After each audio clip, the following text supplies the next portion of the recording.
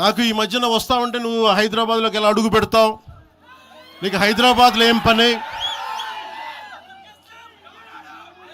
ఇది నేను ప్రత్యేకించి చెప్తా ఉన్నా. మీరెవరైనా నన్ను బెదిరించడానికి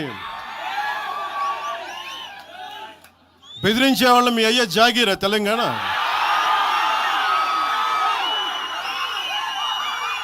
నా మీద దాడులు చేస్తా ఉన్నారు కదా.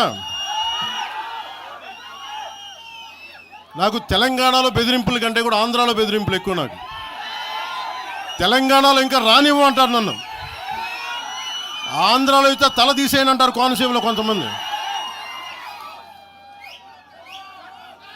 నేను ఓడిపోయినప్పుడు 2019లో ఓడిపోయినప్పుడు మన తెలంగాణ నాయకులు ఒకరే చెప్పారు, అన్నా మా తెలంగాణలో ఉంటే నీకు పరిస్థితి రానిచ్చేవాళ్ళం కాదని చెప్పి.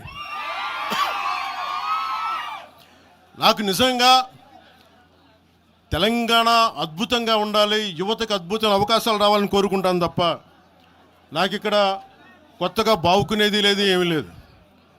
బెదిరించే వాళ్ళందరికీ ఒకటే చెప్తున్నాయి. నా ఇంటి ముందు ఎందుకు పెట్టానంటే ఎవరన్నా దాడి చేయాలంటే సంతోషంగా ఇదే నా ఇంటి అడ్రస్, అది మీకు తెలియదు. నాకు అలాంటి భయాలు లేవు. నాకు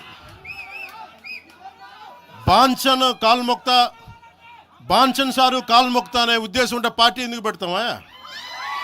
అంత భయపడేవాళ్ళంత పార్టీ పెడతామా? మీ ఇష్టానికి మాట్లాడితే మేము భయపడాలా? ఏ రోజున ఒక్క మాట మీకు కేసీఆర్ గారి గురించి కానీ ఇన్ని సంవత్సరాల్లో 12 సంవత్సరాల్లో ఒక్క తెలంగాణ నాయకుడిని ప్రభుత్వం ఏర్పాటు చేసినప్పటి నుంచి ఈ రోజు దాకా ఒక మాటంలా. ఇంకా మా వాళ్ళు తిడతా ఉండేవాళ్ళు, నువ్వు మెత్తబడిపోయి ఏం మాట్లాడలేదని. అడగండి ఒకసారి అందరిని పేరు పేరున ఒక్కొక్కరిని అడగండి. నీకు పౌరుషం చచ్చిపోయిందా? పౌరుషం చావలా, తెలంగాణ మీద ప్రేమ చావలా. అది తప్పుగా అర్థం చేసుకుంటారు. మీరు అర్థం చేసుకుని నేనేం మాట్లాడిన ప్రస్తుతానికి అని చెప్తా. ప్రజలు కోరుకున్నప్పుడు నేను మాట్లాడతా.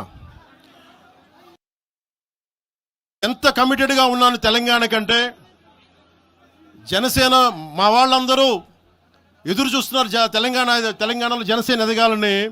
నేను ఒకటే చెప్పా, ప్రజలు కోరుకునే వరకు మీరు ముందుకు తీసుకెళ్ళండి అని చెప్పి నేను జర్నలిస్ట్ కాలనీలో ఉన్న తెలంగాణ జనసేన పార్టీని కూడా నేను తీసేసాను. మొత్తం హెడ్ క్వార్టర్స్ అంతా మంగళగిరిలో పెట్టిన. నాకు అంత కమిట్మెంట్ తెలంగాణ మీద. ఎందుకంటే నాకు రెచ్చగొట్టడం ఇష్టం లేదు. తగ్గి మాట్లాడా. మీరు ఎన్ని హింసించినా, మీరు ఎన్ని మాటలు మాట్లాడినా, ఆంధ్ర కొడకని తిట్టినా, అరే నా గుండెల్లో తెలంగాణ ఉంది, మీరు ఎన్ని తిట్టినా నేనేం పట్టించుకో. ఈ దేశంలో ఏ నాయకుడైనా ఏ నాయకురాలైనా ఒక పార్టీ పెట్టవచ్చు. పార్టీ పెట్టి ఎక్కడైనా పోటీ చేయవచ్చు. ఏ ప్రాంతంలో అయినా ఏ రాష్ట్రంలో అయినా నిరభ్యంతరంగా పోటీ చేయొచ్చు. ప్రజాస్వామ్య భారతదేశంలో అది అందరికీ ఉన్న హక్కు. రాజ్యాంగం ఇచ్చిన హక్కు, బాబాసాహెబ్ అంబేద్కర్ ఇచ్చిన హక్కు. అందులో ఏం అనుమానం అక్కర్లేదు. కానీ ఏ ప్రాంతంలో అయితే మీరు పోటీ చేయాలనుకుంటున్నారో ఆ ప్రాంత ఆకాంక్షలు, ఆ ప్రాంత పరిస్థితులు, ఆ ప్రాంత ప్రజలు, వారి యొక్క మానసిక స్థితిగతులు, వారి యొక్క పోరాటాలు, వారి యొక్క త్యాగాలు కూడా మీరు తెలుసుకోవాలి. వారి మీద అభిమానం ఉండాలి. నేను అడుగుతా ఉన్న పవన్ కళ్యాణ్ గారిని వల్ల మీరు కొత్తగా పోటీ చేసేది ఏముందండి? జనసేన 2023లో పోటీ చేయలేదా? మీరు చేశారు కదా అసెంబ్లీ ఎన్నికల్లో.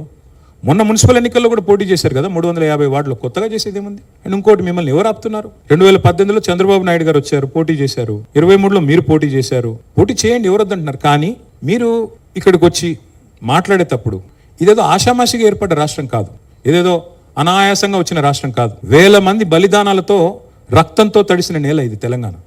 కాబట్టి ఇక్కడికి వచ్చినప్పుడు 1-2 సార్లు ఆలోచించుకుని మాట్లాడాలి. నేను ఒక మాట అన్నారు, ఆయన అడ్డుకుంటున్నారు. ఎవరు అడ్డుకుంటున్నారు మిమ్మల్ని? ఏదో ఊహాజనితమైన ఒక ప్రపంచం సృష్టించుకొని ఎవరు అడ్డుకున్నారు మిమ్మల్ని? 2018లో పోటీ చేస్తే అడ్డుకోలేదు, 23లో పోటీ చేస్తే అడ్డుకోలేదు. ప్రజలు అడ్డుకున్నారు.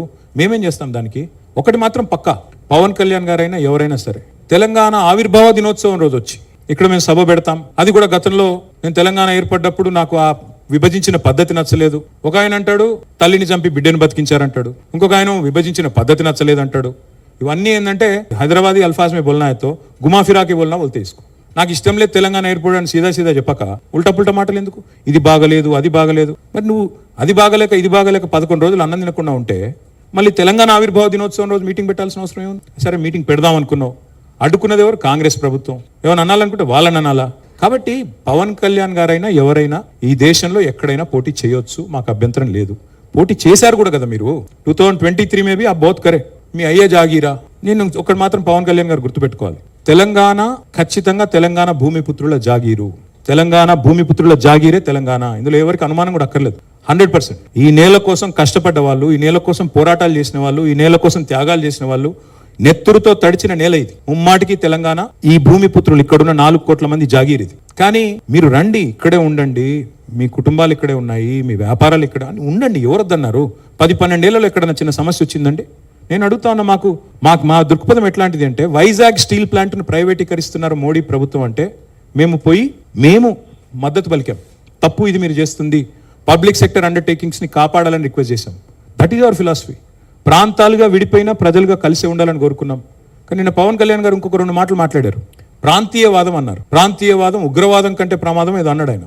నేను వారికి గుర్తు చేస్తా ఉన్న, ప్రాంతీయవాదం అంటే మరి పొట్టి శ్రీరాములు గారు 58 రోజుల పాటు ఆత్మ బలిదానం చేసుకున్నారే, పోరాటం చేసి మద్రాసు నుంచి ఆంధ్ర రాష్ట్రం వేరుపడాలని పొట్టి శ్రీరాములు గారు 58 రోజులు నిరాహార దీక్ష చేశారు. అది కూడా ప్రాంతీయవాదం అంటారా? ప్రాంతీయవాదం అంటే నేను ఇంకో ప్రశ్న అడుగుతా ఉన్నా పవన్ కళ్యాణ్ గారిని. మోడీ గారు ఇవాళ ఆయన ప్రాంతం మీద అభిమానంతో, ప్రాంతీయవాదంతో తెలంగాణకు వచ్చిన ఇండస్ట్రీలను కొట్టుకొని పోతా ఉన్నాడు. కేన్స్ అనే పరిశ్రమ ఇక్కడ పెట్టాల్సి ఉంటే, ఇక్కడ ఒప్పందం కుదుర్చుకుంటే మా హయాంలో, మా గవర్నమెంట్లో దాన్ని తీసుకుపోయి గుజరాత్లో పెట్టించారు. మైక్రాన్ అనే సంస్థ ఇక్కడ పెట్టాల్సి ఉంటే, పెట్టుబడి పెట్టేది ఉంటే దాన్ని తీసుకుపోయి గుజరాత్లో పెట్టుకున్నారు. మరి జాతీయవాదం ముసుగులో చేస్తున్న ఈ ఆర్థిక ప్రాంతీయవాదం కరెక్టా? ఏది కరెక్టు? అంటే ప్రధానమంత్రి గారు గుజరాత్కే ప్రధానమంత్రిగా వ్యవహరించడం కరెక్టా? చెప్తారా దీనికి సమాధానం పవన్ కళ్యాణ్ గారు? కాబట్టి ప్రాంతీయవాదం, ఇంకో మాట, చాలా విచిత్రమైన మాట అన్నారు నిన్న ఆయన. ఇంకొన్ని రోజులు అయితే జనగణమన పాడరు.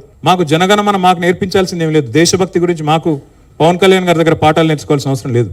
ఈ నేల ఆనాడు నిజాం సర్కార్కు వ్యతిరేకంగా పోరాటం చేసిన నేల, కమ్యూనిస్టులు కదం దొక్కిన నేల ఇది. కాబట్టి మాకు పోరాటాలు కొత్త కాదు, మాకు యుద్ధాలు కొత్త కాదు, త్యాగాలు కొత్త కాదు. మాకు వాటి గురించి జాతీయ భావన ఉంది. ఇక్కడ దేశాన్ని గౌరవించే సంస్కృతి ఉంది. We contribute to the nation. We are less than 3% of India, but we contribute to 5% of India's GDP.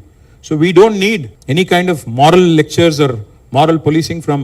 వారు ఆంధ్రప్రదేశ్ ఉప ముఖ్యమంత్రిగా వారిని గౌరవిస్తాం. వారిని ఆంధ్రప్రదేశ్ ఉప ముఖ్యమంత్రిగా డెఫినెట్ గౌరవిస్తాం. ఒక కళాకారుడిగా, ఒక నటుడిగా అభిమానిస్తాం. ఒక సోదరుడిగా ఇంటికి వస్తే బిర్యానీ పెడతా, హైదరాబాద్ బిర్యానీ పెడతా. కానీ వచ్చి మా సెక్రటేరియట్ లో కూర్చొని పెత్తనం చేస్తాము, మా రాజకీయాల్లో మరి ఇంకా మొన్ననే కదా వేరుపడ్డది. ఇంత కష్టపడి 60 ఏళ్ళు పోరాటం చేసి మొన్న వేరుపడ్డాం 2014లో. మొన్న చంద్రబాబు నాయుడు గారు రానే వచ్చే 2018లో. మళ్ళీ ఇప్పుడు మీరు కూడా వస్తారు 2023లో. That's all I'm saying. And last word I would like to say on this. Pawan Kalyan గారిది మధ్యన ఓజీ అనే సినిమా వచ్చింది. I would like to remind my brother Pawan Kalyan, we have a Telangana OG KCR. ఇక్కడ మా కేసీఆర్ గారు ఉన్నారు. ఆయన చాలు మాకు. He will take care of us. He will take care of the state and our